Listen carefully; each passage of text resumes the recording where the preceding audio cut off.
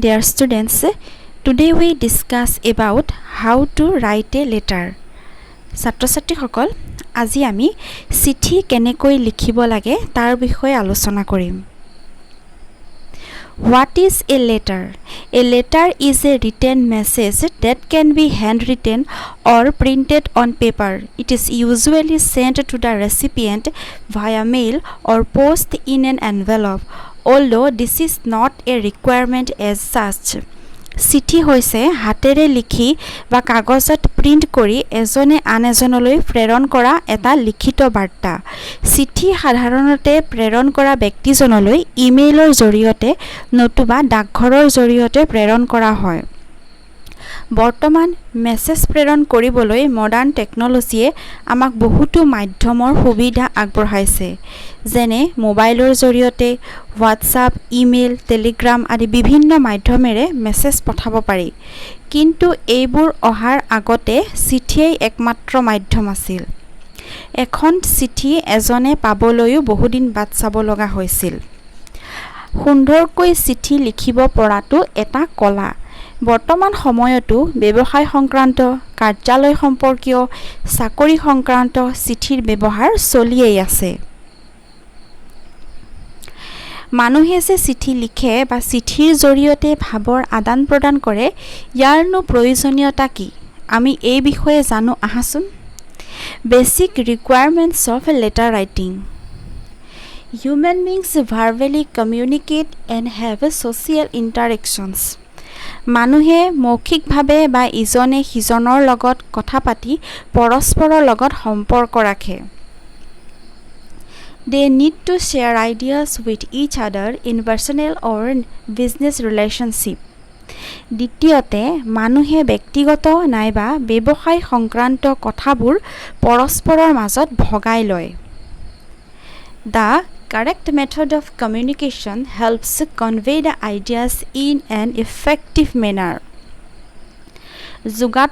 যোগাযোগৰ উপযুক্ত মাধ্যমেৰে ভাৱৰ আদান প্ৰদান কৰিলে লাভান্বিত হ'ব পাৰি। Letter writing is a conventional channel of communication between two or more people. Letter লিখাটো হৈছে দুজন বা ততোধিক ব্যক্তিৰ মাজত যোগাযোগ স্থাপনৰ পৰম্পৰাগত বা আটাইতকৈ পুৰণি মাধ্যম। There could be geographical distance between two people sharing information through letters. চিঠিৰ জৰিয়তে ভাৱৰ আদান প্ৰদান কৰা দুজন ব্যক্তিৰ মাজত ভৌগোলিক দূৰত্ব থাকিব পাৰে। The ideas, information or views can be shared with parents, close and distant relatives, friends and business contacts. চিঠিৰ মাধ্যমত আইডিয়া, ইনফৰমেশ্যন বা তথ্য, বিচাৰধাৰা, মতামত অভিভাৱকৰ লগত, ওচৰ বা দূৰ সম্পৰ্কীয় আত্মীয়ৰ লগত, বন্ধুৰ মাজত নতুবা ব্যৱসায়িক যোগাযোগৰ মাজত শ্বেয়াৰ কৰিব পাৰি। ছাত্ৰ-ছাত্ৰীসকল, চিঠি এখন ভালকৈ লিখিবলৈ আমি বহুত কথা মন দিব লাগিব। চিঠিখন লিখিবলৈ আমি কি কি কথানো ধ্যান দিব লাগে জানো আহাচোন। Advantages of a quality approach in letter writing. Familiarize yourself with the basic elements and features of letter writing. চিঠি লিখোঁতে তোমালোকে লেটাৰ ৰাইটিঙৰ সাধাৰণ বৈশিষ্ট্যবিলাক আৰু চিঠিৰ যিবিলাক ভাগ আছে সেই বিষয়ে আগতে ভালকৈ জানি ল'ব লাগিব। Write a formal or an informal letter appropriately. তুমি ফৰ্মেলি হওক বা ইনফৰ্মেলি হওক যিয়ে চিঠি নিলিখা, লিখোঁতে কিন্তু উপযুক্তভাৱে লিখিব লাগিব। Become aware of different formats of letters used for different people. বিভিন্ন ব্যক্তিলৈ বিভিন্ন প্ৰকাৰৰ চিঠি লিখা হয়। এতিয়া চিঠিখন লিখিবৰ সময়ত সেই ভাগসমূহৰ বিষয়ে তুমি জানি ল'ব লাগিব। Understand what to write, to whom, how and when.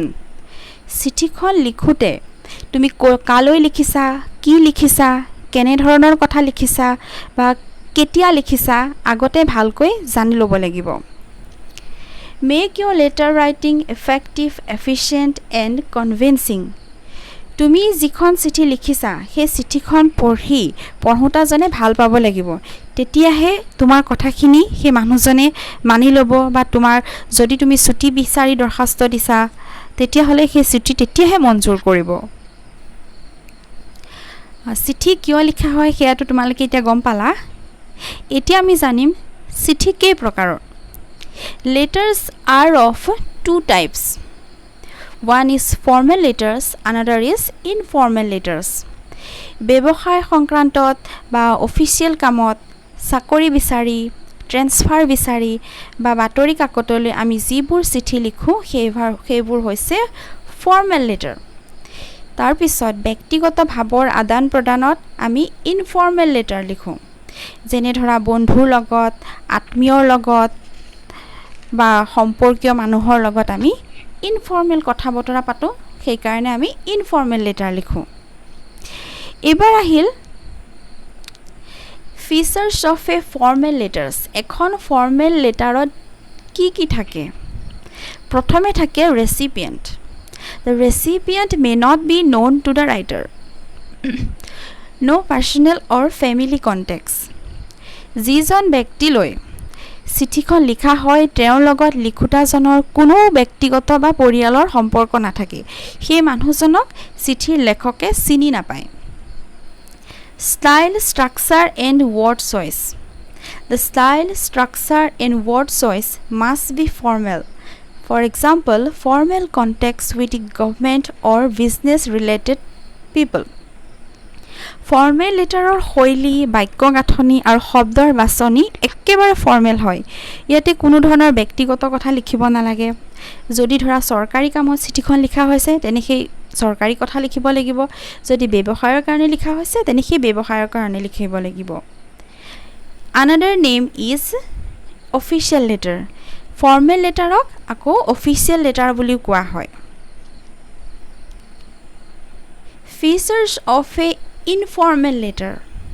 এতিয়া আমি জানিম এখন ইনফৰ্মেল লেটাৰত কি কি থাকে। ৰেচিপিয়েণ্ট থাকিবই লাগিব, যিহেতু আমি তেওঁলৈ চিঠি লিখিম। এতিয়া the recipient can be known to the writer. This can be a close personal or family relationship.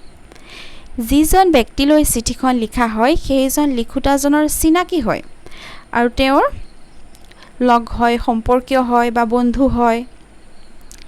Style, structure and word choice. Informal and casual sharing of ideas and emotions.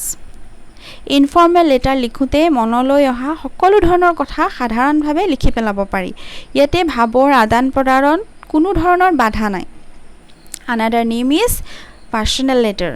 Informal লেটাৰক আকৌ personal letter বা ব্যক্তিগত চিঠি বুলিও কোৱা হয়। There are some important points you must remember when you write a letter. চিঠি এখন লিখাৰ আগতেই তুমি কিছুমান কথা মন দিব লাগিব। এতিয়া কি কথাত তুমি মন দিব লাগিব? Purpose of the letter. চিঠি লিখাৰ উদ্দেশ্য, চিঠিখন যে লিখা হৈছে লিখাৰ আঁৰত কি উদ্দেশ্য আছে সেইটো আটাইতকৈ গুৰুত্বপূৰ্ণ কথা, আৰু গোটেই চিঠিখন লিখি শেষ কৰালৈকে আমি সেই কথাটো মনত ৰাখিব লাগিব। নেক্সট আহিলে ফৰ্মেট অফ দ্য লেটাৰ। চিঠি লিখোঁতাই ব্যক্তিগত নে অফিচিয়েল চিঠি লিখিছে মন কৰিব লাগে। সাধাৰণতে চিঠি লিখাৰ আগতেই সেই কথাটো লিখোঁতাজনে জানিয়ে লয় যে তেওঁ ব্যক্তিগত লিখিছে নে ফৰ্মেল লেটাৰ লিখিছে। Division of the letter. চিঠি এখনত কেইবাটাও অংশ থাকে। লিখিবলগীয়া কথাখিনি কেনেকৈ সজাব লাগে, কোনটো অংশত কি কথা লিখিব লাগে ভালদৰে জানি ল'ব লাগে। Person addressed in the letter. যিজন ব্যক্তিলৈ চিঠিখন লিখা হৈছে সেই মানুহজনৰ লগত কি সম্পৰ্ক আছে জানিহে তেওঁক সম্বোধন কৰিব লাগে। Simple and precise language. চিঠিৰ ভাষা সহজ সৰল আৰু যথোচিত হ'ব লাগে যাতে পঢ়োঁতাজনে সহজে বুজি পায়। Use of short sentences. চিঠিত চুটি বাক্য প্ৰয়োগ কৰিব লাগে আৰু যথাসম্ভৱ কমপ্লেক্স চেণ্টেন্স বা জটিল বাক্য এৰাই চলিব লাগে। Tone and language of the letter চিঠিখনৰ ভাষাৰ লগতে কথন শৈলীলৈও মন দিব লাগে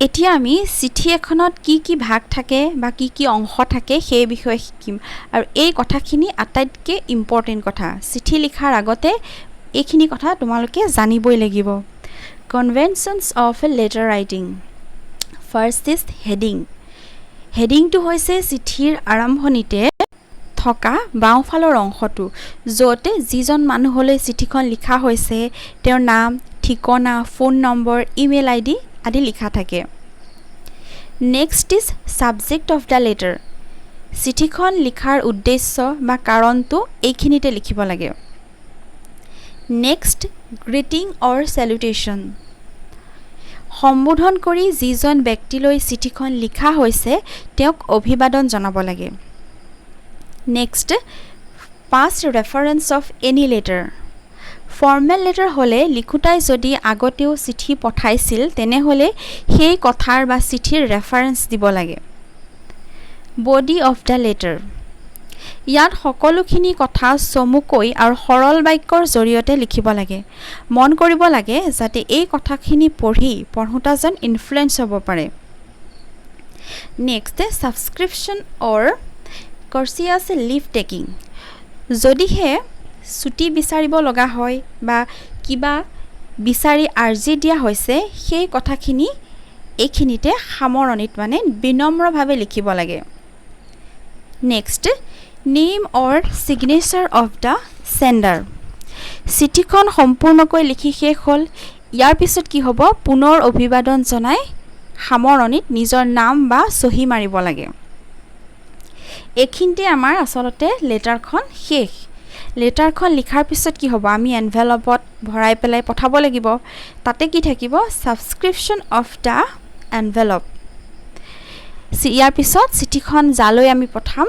তেওঁৰ বিষয়ে আমি কি কৰিম এড্ৰেছটো লিখি দিম এইবাৰ মই তোমালোকক এখন ফৰ্মেল লেটাৰ দেখাইছোঁ ফৰ্মেল লেটাৰৰ ফাৰ্ষ্টতে থাকে হেডিং এইটো হৈছে আমাৰ হেডিং তাৰপিছত আছে ছাবজেক্ট কি কাৰণে চিঠিখন লিখিছোঁ চিঠিখন লিখাৰ উদ্দেশ্য গ্ৰিটিং অৰ চেলুটেশ্যন ৰেছপেক্টেড ছাৰ আমি তেওঁক ছাৰ হিচাপে সম্বোধন কৰিছোঁ তাৰপিছতে আহিছে এইটো মেইন বডি ইয়াতে আমি কি কথা লিখিম পাষ্ট ৰেফাৰেন্স দিব লগা হয় যদি দিম বা তাৰপিছত আমি যিখিনি কথা লিখিব লগা আছে গোটেই কথাখিনি থুলমূলকৈ আমি লিখি দিম আৰু যদি কিবা লিভ বিচাৰিব লগা হৈছে সেইখিনি কথাও আমি ইয়াতে লিখিম নেক্সট হৈছে I shall be thankful to you এইটো হৈছে কমপ্লিমেণ্টাৰী ক্লজিং আমি তেওঁক অভিবাদন জনাই চিঠিখন সামৰণি মাৰিছোঁ আৰু শেষত আহিছে আমাৰ যিটো ছাবস্ক্ৰিপশ্যন অফ কৰ্চিয়াছ লিভ টেকিঙৰ পিছত আমি কি লিখোঁ আমি ছিগনেচাৰ মাৰোঁ আৰু এইটো হৈছে আমাৰ ছিগনেচাৰ এইখন হৈছে এখন ফৰ্মেল লেটাৰৰ ফৰ্মেট চাই ল'বা ভালকৈ এইখন হৈছে এখন ইনফৰ্মেল লেটাৰ ইয়াতে তুমি প্ৰথমতে আমাৰ হেডিং থাকিব সম্বোধন আমি কৰিব লাগিব তাৰপিছত মেইন বডিত তোমাৰ যি কথা লিখিব লগা আছে সেই কথাখিনি নিজৰ ইচ্ছা অনুসৰি তুমি লিখিব পাৰা আৰু এইটো হৈছে আমাৰ ক্লজিং ইয়াতে আমি নেম বা ছিগনেচাৰ লিখিম ছাত্ৰ ছাত্ৰীসকল আমি আজি লেটাৰ ৰাইটিঙৰ বিষয়ে আলোচনা কৰিলোঁ আশা কৰোঁ এই আলোচনাই তোমালোকক ভৱিষ্যতে সহায় কৰিব থেংক ইউ